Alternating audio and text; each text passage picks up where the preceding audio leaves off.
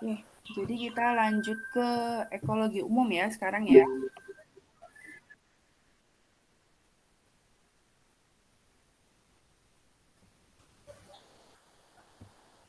Oke. Assalamualaikum warahmatullahi wabarakatuh. Waalaikumsalam warahmatullahi wabarakatuh. Oke, jadi kita lanjut ke materi Wabarakatuh. kuliah yang kedua, yaitu ekologi umum. Jadi hari ini itu kita bakal melanjutkan materi kita terkait dengan siklus biogeokimia yang ada di lingkungan kita. Jadi definisi biogeokimia itu apa? Siklus ini merupakan perubahan atau pertukaran yang terus-menerus antara komponen biosfer yang hidup dengan komponen biosfer yang tak hidup. Jadi kalau bahasa lainnya itu komponen biosfer yang hidup disebut sebagai biotik dan komponen biosfer yang tidak hidup itu disebut sebagai komponen abiotik. Nah, di dalam suatu ekosistem, materi yang ada pada setiap tingkat trofik itu tidak akan hilang. Jadi materi yang berupa unsur-unsur penyusun bahan organik tersebut akan didaur ulang. Nah, unsur-unsur tersebut masuk ke dalam komponen biotik, bisa melalui udara, bisa melalui tanah maupun air. Nah, daur ulang materi tersebut itu akan melibatkan makhluk hidup dan batuan sehingga disebut daur biogeokimia. Jadi fungsinya apa sih daur ini?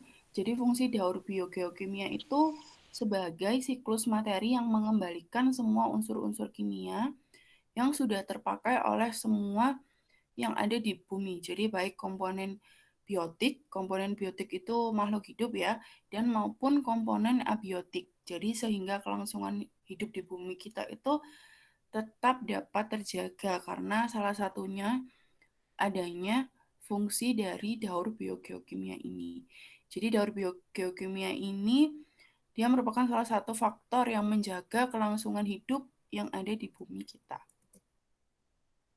Kemudian siklus biogeokimia itu melibatkan beberapa proses. Jadi sesuai namanya ya, biogeokimia. Jadi ada proses biologinya, ada proses geologinya, dan juga ada proses kimia maupun fisikanya. Nah, di dalam proses biogeokimia ini kita dapat melihat adanya keterkaitan antara komponen biotik dan juga abiotiknya. Jadi aliran energi pada rantai makanan yang sudah kita pelajari minggu lalu itu ya. Jadi itu dapat berhubungan dengan siklus biogeokimia. Nah, energi berupa materi yang dimakan oleh makhluk hidup itu akan dirubah menjadi energi kimia yang ada pada organisme tersebut. Siklus biogeokimia ini dipengaruhi oleh beberapa hal, salah satunya yaitu perubahan iklim, terutama siklus karbon. Nah, siklus karbon ini termasuk salah satu contoh siklus biogeokimia. Jadi, ini yang sangat dipengaruhi konsentrasi karbon dioksida di atmosfer. Keadaan atmosfer kita itu mempengaruhi siklus biogeokimia yang ada di bumi. Jadi, contohnya ada angin, dia mempengaruhi pergerakan arus dan massa air yang mempengaruhi pencampuran oksigen, karbon dioksida, mineral, dan juga nutrisi yang ada di laut. Jadi ini contoh dari siklus biogeokimia. Jadi ada 5 ya, ada siklus nitrogen, ada siklus karbon dan oksigen, ada siklus air, siklus belerang, dan juga siklus fosfor. Kita masuk ke yang pertama yaitu siklus nitrogen. Jadi siklus nitrogen ini bisa dilihat di gambarnya ya. Jadi ini ada melibatkan 5 hal. Yang pertama yaitu ada fiksasi, kemudian ada asimilasi, dan ada amonifikasi, nitrifikasi, serta yang terakhir yang di sebelah kanan ini, mana sih maksudnya? Ini ada denitrifikasi. Jadi yang pertama kita mulai dari fiksasi nitrogen yang di sebelah kiri ini ya. Jadi fiksasi nitrogen ini dia akan mengubah nitrogen yang ada di udara menjadi amonia atau NH3. Nah, mikroorganisme yang memfiksasi nitrogen itu dia disebut sebagai diazotrof. Jadi kenapa kok disebut diazotrof? Karena mikroorganisme tersebut memiliki enzim nitrogenase yang dapat menggabungkan hidrogen dan nitrogen. Jadi yang pertama ya, tahap pertama dari siklus nitrogen itu adalah fiksasi nitrogen. Kemudian kita masuk ke asimilasi nitrogen. Jadi pembentukan senyawa nitrogen organik. Jadi tanaman ini ya, tanaman itu dia memperoleh nitrogen dari tanah melalui absorpsi akarnya. Jadi akar itu akan menyerap nitrogen yang ada di tanah. Kemudian kalau hewan dia mendapatkan nitrogen dari mana? Dari tanaman yang dia konsumsi. Jadi herbivora itu dia hewan memakan tumbuhan ya, mendapatkan nitrogen karena adanya kandungan nitrogen di dalam tanaman yang dia makan itu. Kemudian setelah asimilasi, kita masuk ke reaksi yang ketiga, yaitu amonifikasi. Amonifikasi ini. Jadi amonifikasi ini merupakan proses pembentukan dari amonium oleh bakteri yang tinggal di dalam tanah. Jadi ketika tumbuhan atau hewan itu mati, nitrogen organik itu diubah dalam bentuk amonium oleh jamur dan bakteri yang ada di tanah. Nah, amonium ini itu tidak hanya terbentuk dari hasil fiksasi tadi yang di awal ya. Jadi di proses amonifikasi ini itu juga menghasilkan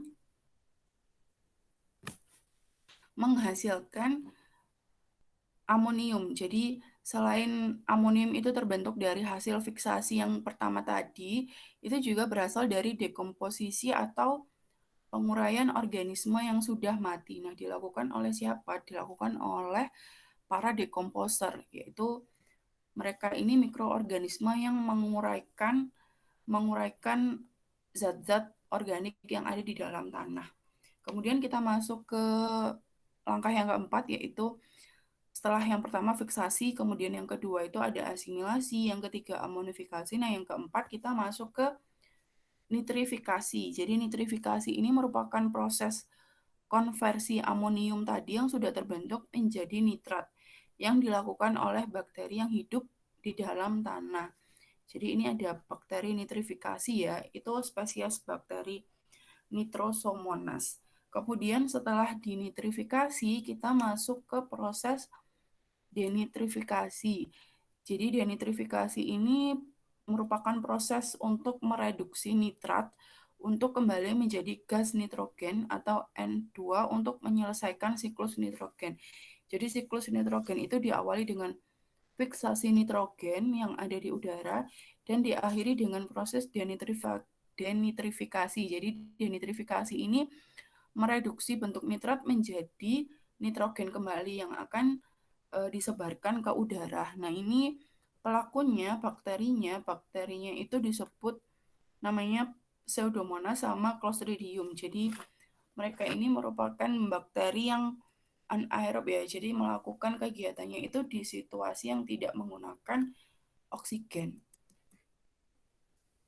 Nah, ini proses tahapan siklus nitrogen yang sudah saya jelaskan tadi. Jadi yang pertama itu ada fiksasi nitrogen, kemudian ada asimilasi, ada amonifikasi, yang keempat ada nitrifikasi, dan yang terakhir yaitu denitrifikasi. Jadi kalau fiksasi itu dia mengikat nitrogen di udara, kemudian tahap yang terakhir ini denitrifikasi ini mengubah nitrat menjadi nitrogen kembali. Nah, ini penjelasannya. Jadi sudah saya sebutkan beberapa tadi ya. Jadi yang pertama itu tahapan dalam siklus nitrogen adalah fiksasi nitrogen. Jadi dia merupakan proses alam, proses biologis gitu ya, atau abiotik yang mengubah nitrogen di udara menjadi amonia atau NH3. Jadi mikroorganisme yang memfiksasi nitrogen itu disebut diazotrof. Nah, mikroorganisme ini itu dia memiliki enzim nitrogenase yang dapat menggabungkan hidrogen dan juga nitrogen. Nah, mikroorganisme yang melakukan fiksasi nitrogen itu antara lain ada cyanobacteria, ada azotobacteria, ada rhizobia, ada clostridium, dan ada frankia. Selain itu juga ada ganggang hijau biru yang juga dapat memfiksasi nitrogen. Kemudian setelah proses fiksasi nitrogen, kita masuk ke tahapan yang kedua, yaitu asimilasi nitrogen. Jadi asimilasi ini merupakan pembentukan senyawa nitrogen organik, seperti contohnya asam amino, dari senyawa nitrogen anorganik yang ada di lingkungan. Jadi, kalau tanaman itu dia mendapatkan nitrogen dari tanah melalui absorpsi akar, baik dalam bentuk ion nitrat ataupun ion amonium. Jadi, akar tanaman itu ya, dia fungsinya untuk menyerap nitrogen yang ada di tanah. Kemudian, kalau hewan, dia memperoleh nitrogennya bagaimana? Memperoleh nitrogen dari tanaman yang mereka makan atau yang mereka konsumsi. Kemudian tahapan yang ketiga yaitu kita masuk ke amonifikasi. Jadi amonifikasi sendiri ini dia merupakan suatu proses pembentukan amonium oleh bakteri yang tinggal di dalam tanah. Jadi ketika tumbuhan atau hewan itu mati, nitrogen organik itu diubah dalam bentuk amonium atau NH4+ dilakukan oleh jamur dan bakteri yang tinggal atau yang punya habitat di dalam tanah. Nah, amonium ini tidak hanya terbentuk dari hasil fiksasi nitrogen saja, namun juga bisa berasal dari dekomposisi atau penguraian organisme yang sudah mati, baik itu tumbuhan maupun hewan, yang dilakukan oleh dekomposer. Dekomposer ini bisa bakteri atau jamur pengurai. Jadi, tidak hanya dekomposisi sampah organik, amonifikasi ini bisa saja terjadi sebagai akibat dari aktivitas bakteri dalam merubah senyawa nitrat menjadi amonium. Jadi, amonium itu tidak hanya dihasilkan oleh tahapan yang pertama dalam siklus nitrogen yaitu fiksasi. Jadi, di tahapan ketiga amonifikasi itu juga bisa menghasilkan amonium. Nah, amoniumnya berasal dari mana? Kalau yang fiksasi tadi dia mengikat nitrogen yang ada di udara. Nah, kalau amonifikasi itu berasal dari dekomposisi atau penguraian organisme yang sudah mati. Nah, ini pelakunya disebut sebagai dekomposer. Kemudian tahapan yang keempat itu ada nitrifikasi. Jadi nitrifikasi ini adalah proses konversi amonium menjadi nitrat yang dilakukan oleh bakteri yang hidup di dalam tanah. Jadi tahapan utama dalam proses nitrifikasi ini yaitu bakteri nitrifikasi seperti contohnya spesies Nitrosomonas, dia akan melakukan oksidasi NH4+ atau amonium dan mengubah amonia menjadi nitrit. Nah, spesies bakteri lain selain Nitrosomonas itu bertanggung jawab untuk mengoksidasi nitrit menjadi nitrat. Nah, proses konversi nitrit menjadi nitrat ini sangat penting karena nitrit itu merupakan racun bagi kehidupan tanaman. Makanya harus segera dikonversi gitu ya, agar tidak banyak jumlah nitrit yang ada di dalam tanah. Kemudian tahapan yang terakhir yaitu denitrifikasi. Jadi dia merupakan proses reduksi nitrat untuk kembali menjadi gas nitrogen yang akan dilepas ke udara. Jadi untuk menyelesaikan siklus nitrogen. Proses ini dilakukan oleh spesies bakteri seperti Pseudomonas dan Clostridium. Dalam kondisi anaerobik, mereka menggunakan nitrat sebagai akseptor elektron di tempat oksigen selama respirasi. Nah, bakteri ini itu sifatnya fakultatif anaerob, tapi dia juga dapat hidup dalam kondisi aerobik. Aerobik itu berarti dia membutuhkan oksigen untuk siklus hidupnya. Kemudian kita masuk ke siklus air. Jadi kalau siklus air ini mungkin kalian udah sering paham ya atau sering mendengar tentang siklus air. Jadi siklus air ini diawali dengan proses evaporasi yang pertama ya. Jadi menguapnya air laut. Air laut itu akan mengalami evaporasi atau penguapan. Nah, evaporasi sendiri ini terjadi karena adanya sinar matahari yang memberikan energi panas sehingga terjadi penguapan air laut.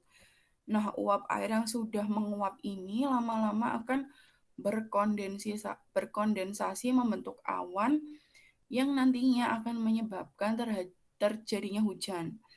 Nah, air hujan yang jatuh ke bumi itu akan kembali lagi ke laut, kemudian air laut akan menguap lagi. Nah, itu namanya siklus air ya. Jadi tadi kita lihat nitrogen difiksasi dari udara, kemudian dia dikembalikan lagi dalam bentuk nitrogen yang sama. Siklus air juga sama, jadi dia akan menguap, kemudian menyebabkan terjadinya hujan, kemudian hujan kembali lagi ke bumi, airnya akan masuk lagi ke laut atau sungai atau sumber air yang lainnya, kemudian akan menguap lagi karena adanya sinar matahari. Jadi muter gitu aja. Nah, ini penjelasannya. Jadi seperti yang udah saya sebutkan tadi ya, berdasarkan gambar tadi itu kita bisa lihat bahwa siklus air itu dimulai dari awalnya itu dari lautan. Air di laut akan mengalami evaporasi. Jadi evaporasi ini terjadi karena adanya sinar matahari yang memberikan energi panas sehingga terjadi penguapan air laut. Nah, pada proses evaporasi itu akan terjadi perubahan bentuk air yang awalnya kita tahu air laut itu bentuknya cair ya, kemudian menguap menjadi uap air, di mana uap air ini lama-kelamaan mereka akan berkondensasi membentuk awan. Kemudian awan itu akan tertiup ke daerah pegunungan. Nah, di saat awan jenuh dengan uap air, maka uap air akan diubah menjadi titik air yang kemudian akan menjadi hujan. Air hujan akan turun ke bumi, kemudian air hujan mengalir di permukaan tanah, yang selanjutnya akan mengalir ke laut dan terjadi kembali proses evaporasi. Jadi begitu seterusnya berulang terus. Kemudian kita masuk ke siklus karbon. Jadi daur karbon itu merupakan kesetimbangan antara fotosintesis dan respirasi sel. Nah, secara umum dan alami itu setimbang dan aktivitas manusia itu meningkatkan kandungan karbon dioksida yang ada di atmosfer. Jadi kalau misalnya kita mau tahu siklus karbon, itu kita bisa lihat di proses fotosintesis dan respirasi. Jadi kalau fotosintesis kita sudah sering dengar ya, ini dilakukan oleh tanaman. Jadi diawali dengan pembentukan karbon dioksida di udara, kemudian CO2 yang ada di udara tersebut dimanfaatkan oleh tanaman untuk melakukan proses fotosintesis. Nah, hasil akhirnya apa dari proses ini? Hasil akhirnya adalah amilum dan oksigen yang kemudian akan digunakan oleh kita, manusia, dan juga digunakan oleh hewan untuk bernafas. Dan setelah bernafas, manusia dan hewan akan mengeluarkan H2O dan CO2. Nah, CO2 ini kemudian dimanfaatkan lagi oleh tumbuhan. Terus nanti ketika fotosintesis, dia menghasilkan oksigen yang kita pakai lagi, kita mengeluarkan CO2 lagi, begitu seterusnya. Jadi akan muter lagi gitu loh ya. Semua siklus itu akan kembali dan berulang begitu seterusnya. Kemudian contoh yang kedua dari siklus karbon itu ada proses respirasi yang dilakukan oleh kalau tumbuhan itu jadi dia merupakan kebalikannya dari fotosintesis ya. Jadi merupakan proses penguraian bahan makanan untuk menghasilkan energi. Proses ini terjadi di stomata atau mulut daun. Melalui stomata tumbuhan, dia akan menyerap oksigen dan mengeluarkan CO2 atau karbon dioksida. Nah, respirasi ini bertujuan untuk mendapatkan energi. Respirasi sendiri itu terjadi pada semua jenis tumbuhan, baik tumbuhan tingkat rendah maupun tumbuhan tingkat tinggi. Kemudian kalau respirasi pada manusia dan hewan itu merupakan suatu proses yang dimulai dari pengambilan oksigen. Respirasi kita ya akan mengambil oksigen dan mengeluarkan karbon dioksida. Jadi untuk menghasilkan beberapa energi atau ATP di dalam reaksi kimia, oksigen itu sangat diperlukan oleh semua sel yang ada di tubuh kita. Jadi manusia dan hewan itu akan bernafas menghirup oksigen yang ada di udara dan membuang karbon dioksida kembali lagi ke lingkungannya. Jadi menyerap oksigen di udara dan membuang karbon dioksida ke udara lagi.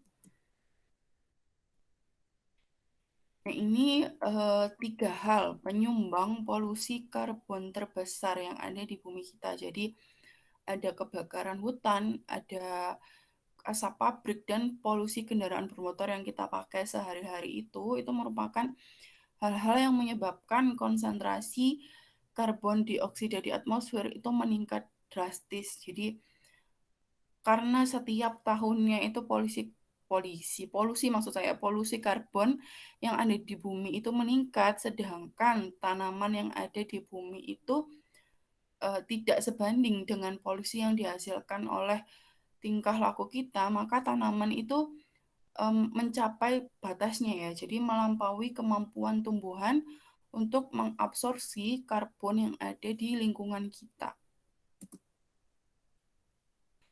Jadi ini penjelasannya, karbon dioksida yang berada di atmosfer itu berasal dari berbagai macam sumber. Salah satunya bisa jadi dari erupsi gunung berapi tadi, kemudian dari kebakaran hutan, kemudian dari proses respirasi kita, dan dari bahan bakar fosil juga. Nah, aktivitas manusia saat ini itu termasuk dalam kegiatan industri, itu juga menjadi penyumbang terbesar karbon dioksida ke atmosfer. Padahal karbon yang ada di atmosfer itu akan diikat oleh tumbuhan untuk melakukan proses fotosintesis. Karbon merupakan salah satu sumber utama yang digunakan tumbuhan untuk menyusun bahan makanan. Nah, bahan makanan pada tumbuhan yang dimasukkan itu merupakan senyawa karbon organik yang disebut juga dengan nama glukosa atau gula. Kemudian hewan itu mendapatkan kebutuhan karbon yang berasal dari tumbuhan. Jadi sama kayak nitrogen tadi ya.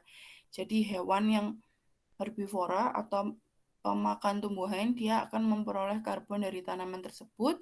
Kemudian kalau hewan karnivora dia akan mendapatkan karbon dari hewan herbivora yang sudah dia makan.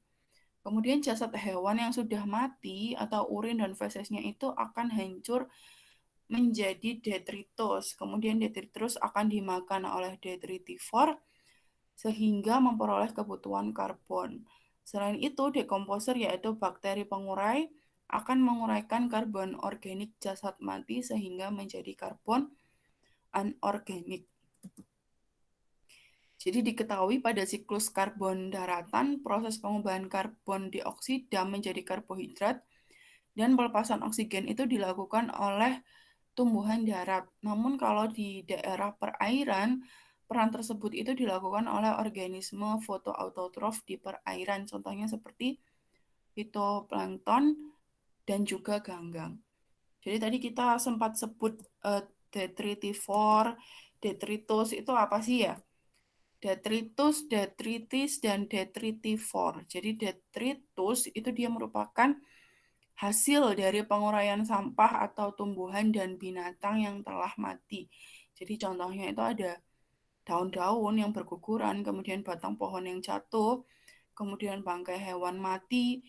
Nah, itu merupakan contoh dari detritus. Sedangkan detritis itu bahan dari hasil pelapukan sampah organik tadi. Sedangkan detritivornya itu dia pelakunya, jadi pemakan bangkai atau organisme yang memperoleh energi dengan cara memakan sisa-sisa makhluk hidup yang telah mati. Contohnya ada cacing tanah, rayap, dan juga ada banyak jenis mikroorganisme detritivor lainnya. Kemudian yang terakhir kita masuk ke siklus fosfor. Jadi siklus fosfor ini diawali oleh fosfat yang ada di bebatuan. Jadi batu itu merupakan sumber sumber fosfor alami. Jadi batu nantinya akan mengalami pelapukan dan berubah menjadi tanah sehingga kandungan fosfatnya itu akan ada di tanah. Kemudian fosfat akan diserap oleh tanaman, tanaman dikonsumsi hewan sama seperti tadi, dan hasil sekresi zat sisanya akan kembali ke tanah. Jadi hasil hasil dari sekresi zat yang dilakukan oleh hewan itu dia akan kembali lagi ke tanah yang nantinya akan terbawa ke laut.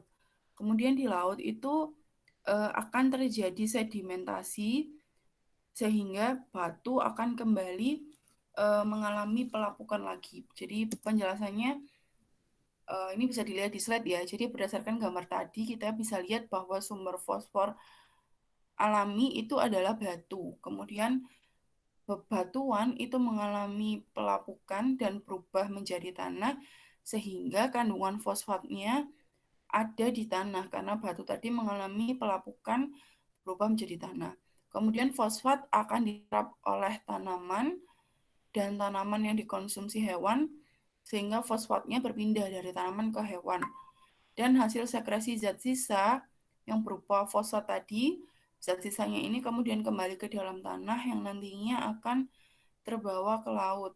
Selanjutnya akan mengalami pembatuan lagi atau terjadi proses sedimentasi di laut, di mana lama-kelamaan batuannya itu akan terangkat menjadi batuan yang ada di bumi, dan nantinya akan mengalami proses pelapukan kembali. Baik, jadi seperti itu materi ekologi umum kita untuk hari ini. Jadi kita hari ini bahas tentang siklus biogeokimia yang ada di bumi. Ada pertanyaan? Halo? Iya. Iya gimana? Paham nggak? Ya, alhamdulillah Bu, dikit-dikit Bu. Kalau kimia tadi gimana? Kimia sama ekologi. Kayaknya lebih sulit yang kimia Bu. Soalnya hitung-hitungan Soalnya tadi kan ya. sudah mulai, iya Bu, soalnya udah masuk ngitung-ngitungan Bu. Iya. Rada susah. Iya, jadi nanti akan saya jelaskan ulang ya kalau kita kuliah tatap muka, kuliah luring lagi.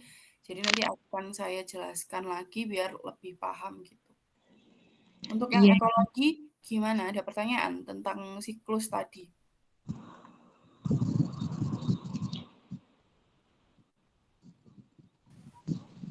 Um,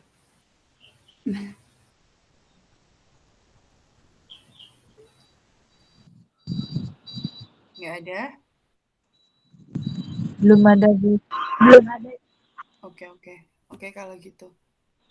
Nanti saya share materinya dan rekamannya ke Classroom. Kalian bisa dengarkan ulang gitu ya nanti melalui link Classroom yang sudah ada di handphone kalian masing-masing gitu.